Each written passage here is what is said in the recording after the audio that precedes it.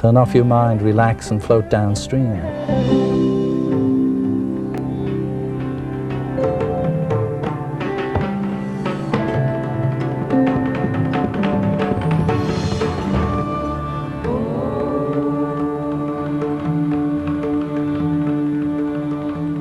It's been a great year for music fans. Last year saw the release of Ravi Shankar's 4-CD box set In Celebration, and this year has brought us the release of the new album Chants of India, produced by George Harrison. And it's a great thrill for me to be here today with two of the greatest living artists in music from the East and from the West, Ravi Shankar and George Harrison. Thank you both for joining us. Thank you. George, how did you first come to meet Ravi and discover the music? During the days when there was the mania, the Beatlemania, well, I got involved with the records. You know, I bought some of Ravi's records and I listened to it, and although my intellect didn't really know what was happening or didn't know much about the music, just the pure sound of it and what it was playing, it just appealed to me so much. It hit a spot in me very deep, and it was, you know, I just recognized it somehow. And along with that, I just had a feeling that I was going to meet him. It was just one of those things. And at the same time, when I played the sitar very badly on the Beatle record, then Ravi was coming to London. A lot of press were trying to set it up that we'd meet, but I just avoided that. You know, I didn't want it to, you know, be on the front of a newspaper as a gimmick, because it meant more to me than that. So I thought, well, I'll wait and meet him in my own time. And that arrived on an occasion. There was a society called Asian Music Circle. And the fellow who ran that, who I'd got to know, he said Ravi's going to come. He was in London, he was going to come for lunch, and we met like that way. Then he came to my house and got me to learn how to hold the sitar and put me through the basic lessons of sitar. Ravi, I've always wanted to ask you, how did you feel the first time you heard Norwegian Wood? What did you honestly think of George's sitar playing? Well, my niece and nephews, they made me hear this, and that was after I met George. I hadn't heard anything before that, and I was not much impressed by it, you know. But I saw the effect on the young people. I couldn't believe it. Even in India, it's not only in the West, but it seems they were just lapping it up, as you say. You know, they loved it so much. How did the other guys in the Beatles react when you started bringing this, when you brought this instrument into the studio? Well, in those days, you know, we were growing very quickly, and there was a lot of influences that we were, I mean, that was the best thing about our band. We were very open-minded to everything. And there was we were listening to all kinds of music, you know, like avant-garde music. Later became known as avant-garde clue. And various things like that. So, you know, they just thought, oh, that's good. They liked the sound of it. And it, on Norwegian Wood, it was one of those songs which just needed something to make it, give it that little extra. And the sitar, I'd bought a very cheap one in a shop called India Craft in London, and even though it sounded bad, it still fitted onto the song and it gave it that little extra thing, so they were quite happy about it. I went to India to be with Ravi, to see India, to learn some music and just to experience India, but I also wanted to know about the Himalayas. That is the thing that's always fascinated me about the idea that, I mean, it may sound like a lofty thing to say on VH1, but basically, you know, what are we doing on this planet? I think through the Beatle experience that we'd grown so many years within a short period of time. I'd experienced so many things and met so many people, but I realized there was nothing actually that was giving me a buzz anymore. I wanted something better. I remember thinking, I'd love to meet somebody who will really impress me. And that's when I met Ravi, which was funny because he's this little fella with an obscure instrument from our point of view, and yet it led me into such depths. And I think that's the most important thing. It still is for me. You know, I get confused when I look around at the world and I see everybody's running around, and, you know, as Bob Dylan said, he not busy being born is busy dying, and yet nobody's trying to figure out what's the cause of death and what happens when you die. I mean, that to me is the only thing really that's of any importance. The rest is all secondary. I believed in the thing that I read years ago, which I think was in the Bible. It said, knock and the door will be opened. And it's true. If you want to know anything in this life, you just have to knock on the door, whether that be physically on somebody else's door and ask them a question, or, which I was lucky to find, is the meditation. You know, it's all within. And that's really why, for me, this record's important, because it's another little key to open up the within for each individual to be able to sit and turn off your mind, relax and float downstream, and listen to something that has its roots in a transcendental, because really even all the words of these songs, they carry with it a very subtle spiritual vibration, and it goes beyond intellect really. So if you let yourself be free to let that have an effect on you, it can have an effect, a positive effect. Ravi, how was it for you when you first met George? What was your take on Beatlemania? I'm ashamed to say that I knew almost nothing about them when I, you know, first met them, excepting that they're very popular. And meeting them in the party, I was so impressed by George at that time, who looked so much younger, and, you know, he was so inquisitive, asking about so many different things, mostly music, sitar, and of course, along with that, certain spiritual. And the only thing I felt that his enthusiasm was so real, you see, and I wanted to give as much as I could through my sitar, of course, because that's the only thing that I know of. Rest I cannot express. He talks so beautifully, but he's used to words. He writes poems, he writes songs. I do sometimes, you know, foolishly, but I'm not that much expressive. I express myself through notes, musical notes.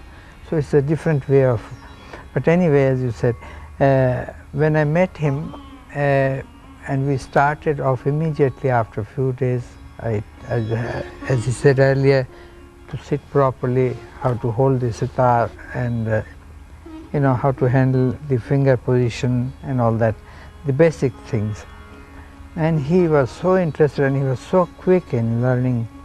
And then we fixed immediately for him to come to India, and he came. We fixed it for 6 weeks, but unfortunately it didn't happen because people recognized him after a week or so, and there was such a commotion in Bombay that we had to run away to Kashmir, live in a houseboat and all that. But unfortunately he had to leave.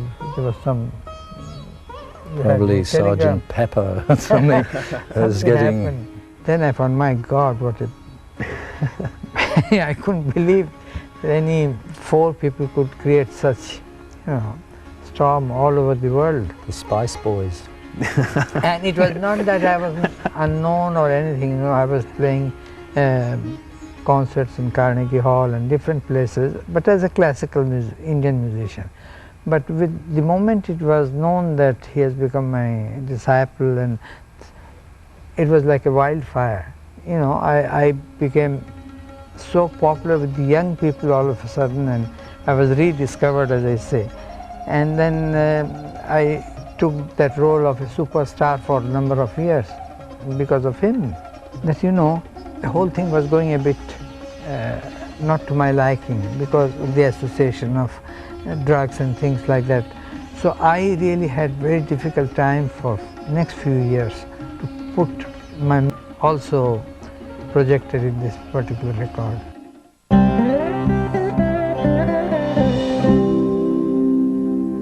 I want to talk about the early 1970s, the concert for Bangladesh.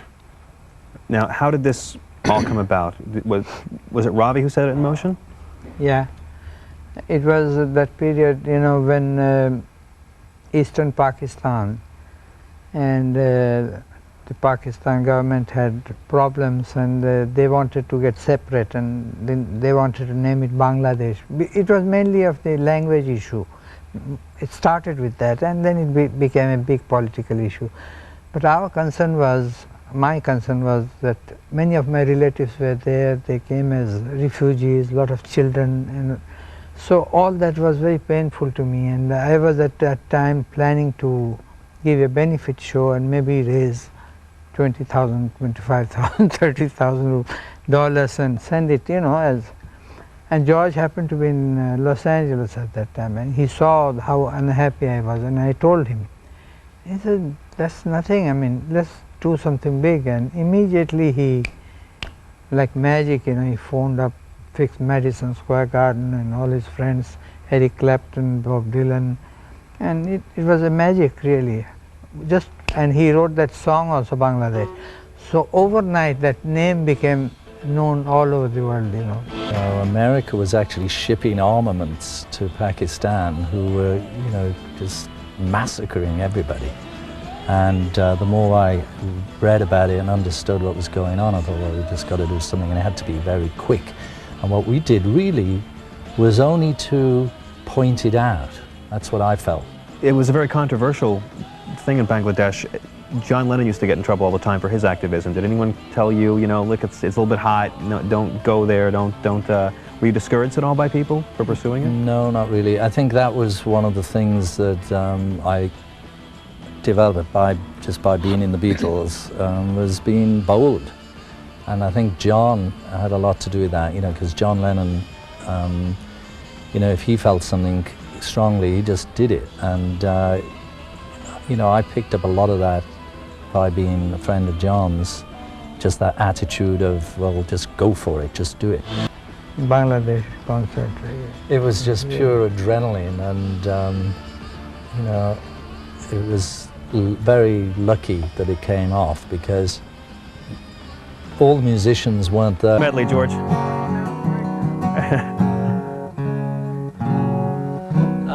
I do want mine if I could think of one. Really? Sunrise doesn't last all morning, and a cloudburst doesn't last all day. Seems my love is up, always gonna be this way. All things must pass, all things must pass away.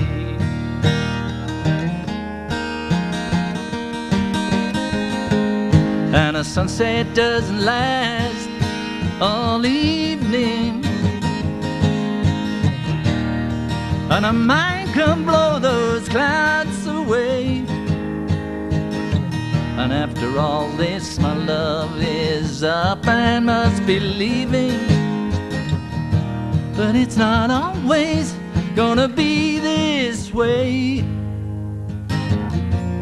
All things must pass, all things must pass away.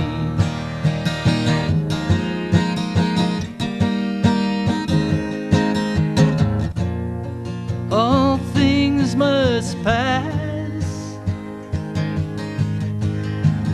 all things must pass away.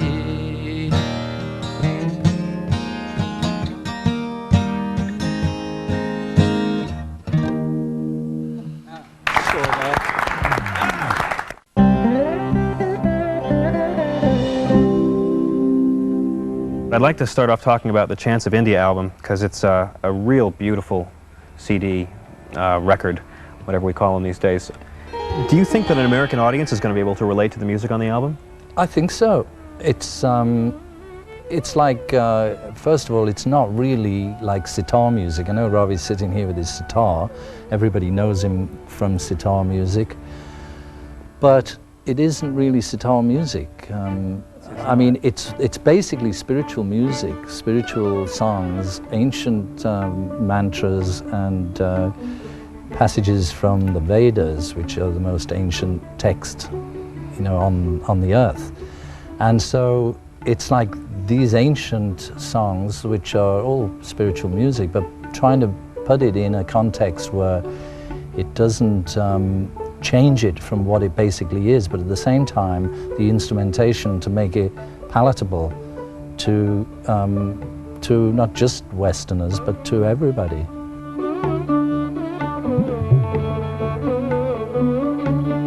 Well, I always had in my mind not to make it so difficult for hearing for people who are not used to our music at all, for instance.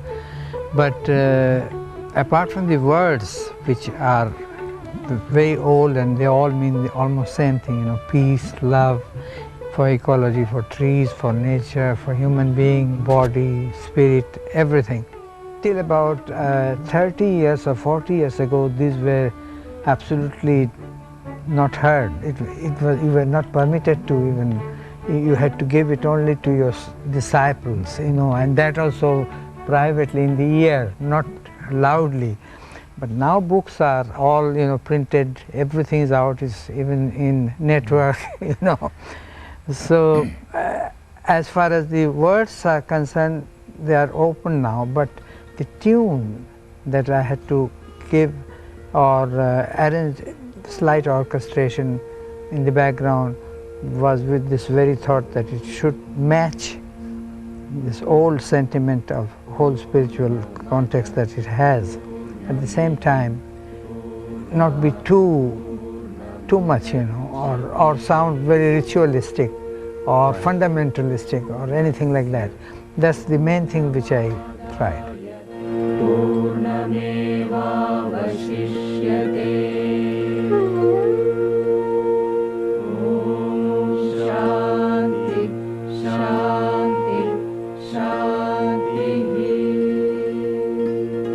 Well, for a kid from Long Island, I never thought I'd get to say this on TV. Please welcome performing Prabujee from Chants of India, joined by Ravi Shankar's wife, Sukanya. Please welcome Ravi Shankar and George Harrison.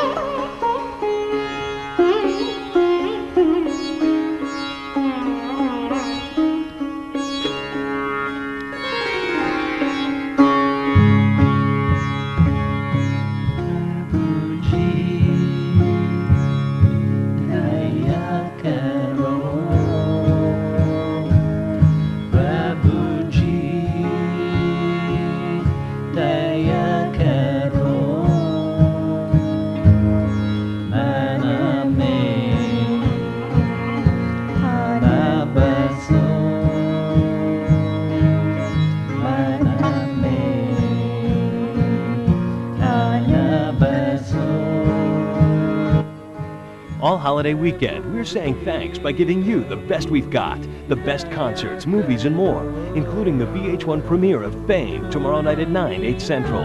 Yes, the 80s classic lives forever on VH1. It's a great weekend of great music, and it all wraps up with the premiere of the Andy Gibb story on Behind the Music, Sunday night at 9, 8 Central, only on VH1.